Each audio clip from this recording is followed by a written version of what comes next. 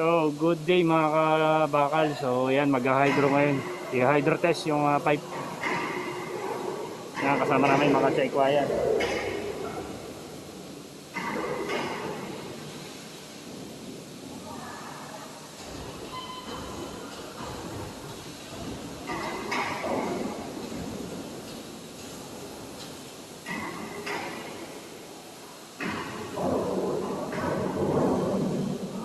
Yan. I-hydro yan, i-hydro. I-hydro test.